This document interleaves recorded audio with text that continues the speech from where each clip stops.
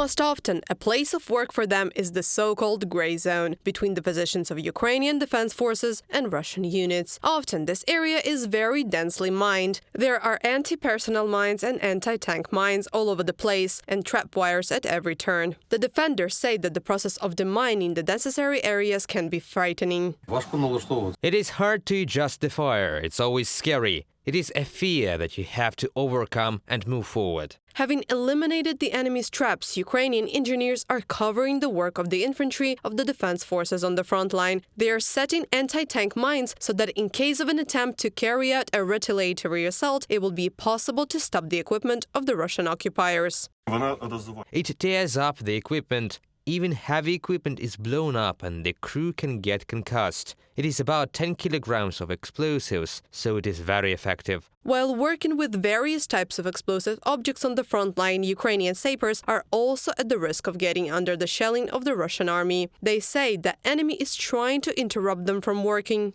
They are also watching us with drones and opening fire to keep us down. We choose the right moment to move, work and quickly get back to our positions. The hardest part is getting there when they are shelling. Servicemen say that the Russian occupants have mined every meter of the territory. They place banners everywhere and do not neglect to mine the bodies of their own dead soldiers. Actually, it's very dangerous. You don't see this. Right now, a little sunny, that's why we can see, but when you go in on the grass, you don't see. Sappers say that there are a lot of such trap wires in places where battles took place. Sometimes they remain after Russians use anti-tank guided missiles and they are not harmful, but you always have to be sure.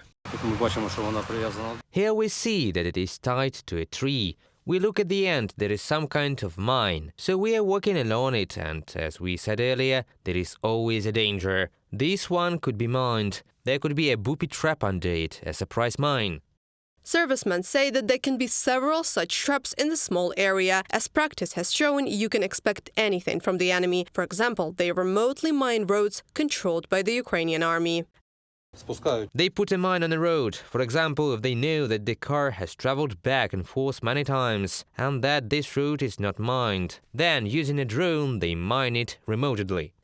At forward positions, there is not much time for the mining, sappers say. If the process needs to be speed up for the assault teams to advance, they use a special cable with explosives. It's got a range of 500 meters, takes a lot of explosives to fire, makes a road, detonates, and that way demines the field, so that the infantry can go. The miners try to overcome constant stress of job danger and tension with positivity and creativity.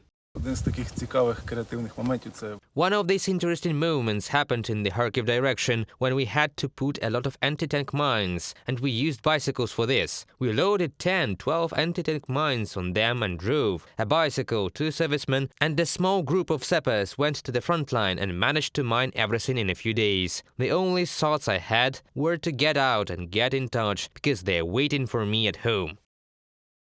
For now, these positions are being mined and cleared during combat operations, but it will take a very long time to completely clear the areas of explosive objects. Reported by Anastasia Tarnavska, Alena Gramova, Yevhen Karmazin, UATV News.